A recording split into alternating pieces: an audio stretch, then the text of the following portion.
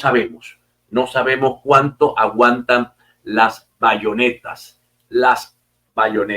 En estos días me pasó un nuevo tema que también lo trae el país de España, porque Venezuela es una noticia tras otra. Hay una página que ha desarrollado unos avatares, el pana y la pana. Son dos figuras humanas, no son humanas, son humanoides, hechos con inteligencia artificial que narran noticias para que nadie pueda ir preso.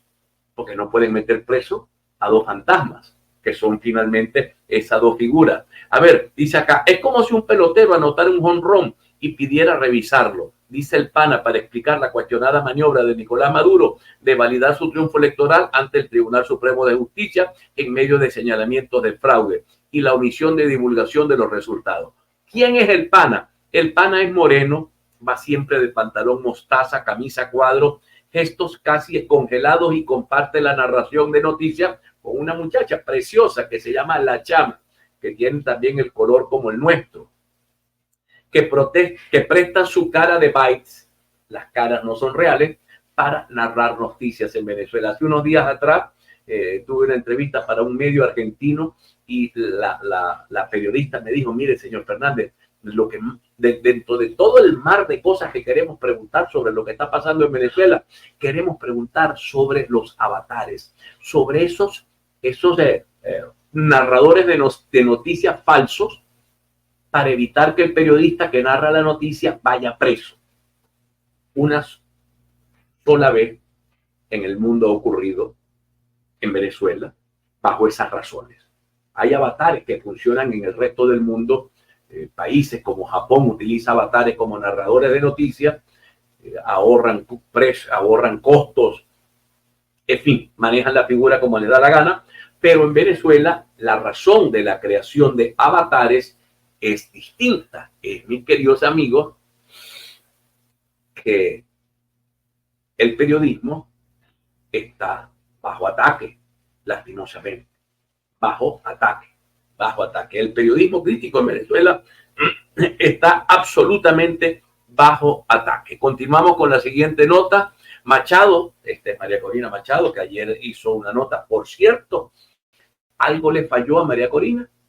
Ella anunció para ayer un evento con chavistas y no pasó el evento. No sé qué ocurrió, lo dejaron para hoy.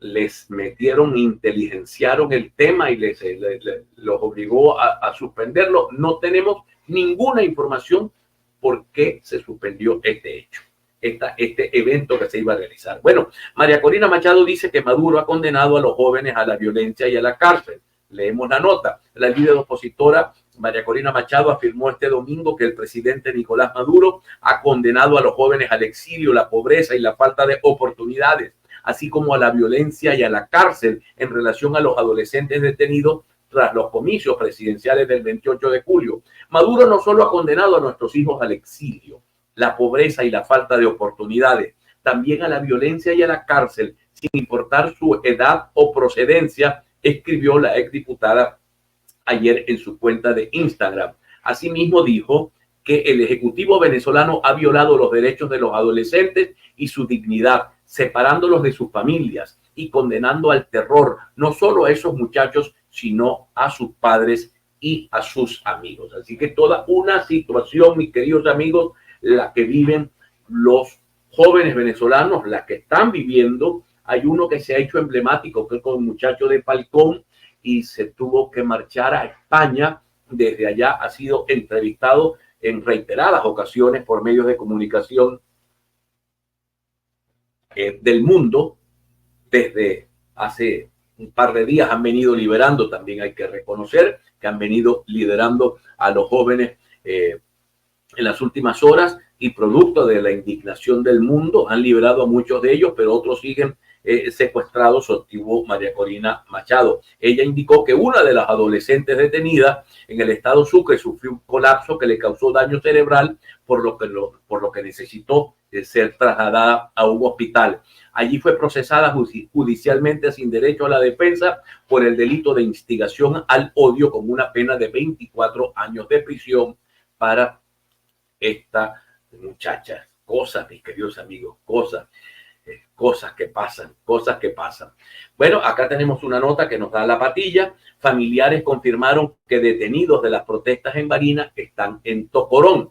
Este domingo 1 de septiembre, los familiares de los detenidos por las protestas de Barinas confirmaron a este diario que se encuentran en el centro penitenciario de Aragua, conocido como la cárcel de Tocorón, que se hizo muy famosa porque allí tenía su sede el tren de Aragua, que ahora se convirtió en una transnacional del crimen, o lo están utilizando para utilizar el coco de los venezolanos. A mí me parece terrible cómo el señor Trump utiliza la figura del tren de Aragua para generalizar sobre los venezolanos y generalizar sobre eso. De hecho, yo no sé si ustedes vieron el video donde aparece un grupo de tipos con armas largas llegando a un apartamento. Me pareció como que le he metido el ojo 3 veces al video ese, y para ver, ellos lograron abrir la puerta del apartamento. ¿Qué necesidad tenían de llegar con ese armamento visible? Es verdad, es el tren de Aragua, ese grupo. ¿Por qué fueron tan tontos de dejarse grabar por las cámaras de seguridad con ese armamento, cuando no es lo mismo estar en el estado Aragua que estar en una ciudad de los Estados Unidos de América, que allí sí te pueden poner los ganchos rapidito y te pueden dar de baja más rápido todavía? Entonces, vaya, mis queridos amigos, siempre he pensado, no quiere decir que esté en lo cierto, pero siempre he pensado que se utiliza estos grupos de vándalos que existen para intentar generalizar a nuestros venezolanos que están en países del mundo como si todos fuésemos unos pagos, unos delincuentes. Bueno, seguimos con la nota. Estaba hablando de los presos, las personas que se aventuraron a la búsqueda de sus familias hasta la cárcel, que les habían indicado algunos funcionarios que serían trasladados, aseguran que fueron recibidos en Tocorón por el director de la cárcel, quien les informó que sus detenidos tenían garantizada la alimentación, cama, y en los próximos días se les permitirá realizar llamadas telefónicas. Las camas tienen base de cemento como una colchoneta, dijo la madre de uno de los trasladados desde Barinas a Tocorón. La preocupación de los familiares era que el pabellón, en qué pabellón serían recluidos y con quiénes, porque si los meten con presos comunes. El director les dijo que no los van a poner con los presos comunes, sino que van a estar en pabellones específicamente para los presos venezolanos durante las protestas, ¿no? Entonces, esperemos que lo cumplan, que esto lo cumplan, que esa gente sea liberada. Las organizaciones no gubernamentales, esta es una nota que leo de la redacción del Pitazo, registran que 58 adolescentes fueron excarcelados después de las detenciones postelectorales. En los últimos 3 días de agosto, el Foro Penal Venezolano y Fundeullán informaron que al menos 58 adolescentes detenidos después de la elección presidencial del 28 de julio y en el contexto de las protestas postelectorales fueron liberados bajo medidas cautelares. En la tarde de este 1 de septiembre, Fernando Cermeño, coordinador del Foro Penal, expuso que fueron excarcelados 8 adolescentes en Mérida, en el circuito judicial penal. Ya con esto serían 10 menores de edad que han sido liberados en dicho estado. El señor Cermeño detalló que el pasado 3 de agosto fueron excarcelados una adolescente embarazada de 15 años de edad, otro joven de 17 que fue liberado el 31 de julio, esto es Mérida. Suman 10 adolescentes excarcelados en Mérida hasta el día de hoy. La mañana de este 1 de septiembre en Maracaibo culminó la audiencia preliminar de 4 adolescentes detenidos en las protestas postelectorales y se les otorgó la libertad bajo medida de presentación cada 8 días. Lo mismo ocurrió con 2 adolescentes presentados en el municipio Cabimas en el marco de las protestas y con las mismas condiciones de presentación. Permítanme un segundo. Reviso acá el venezolano. ¿Qué trae el venezolano hoy? El día del Labor Day en Estados Unidos. Encarcelaron a más de 80 adolescentes detenidos tras las elecciones presidenciales. Un poco coincide pues con esta nota que estábamos leyendo. El CNE no publica ni imagen de actas, pero sí difunde contenido disgregado de mesas de votación. Fuertes lluvias causaron estragos en Caracas y otros estados de Venezuela. Dice el abogado Joel Horta, urge convocar a un gran diálogo nacional que promueva la paz.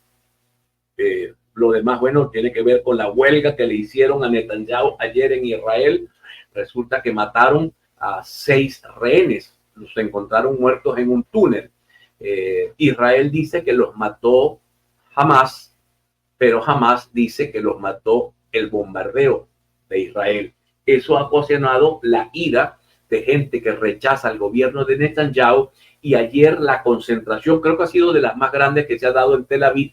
300,000 personas se reunieron en un centro de una plaza en Tel Aviv para pedir la renuncia del señor Netanyahu. Acá hay una nota que la trae el diario Swift, que dice que Andrés Velázquez califica de inhumano la detención de adolescentes tras los comicios. Lee un poco la nota, fechada el día de ayer. El opositor venezolano Andrés Velázquez aseguró este domingo que la detención de adolescentes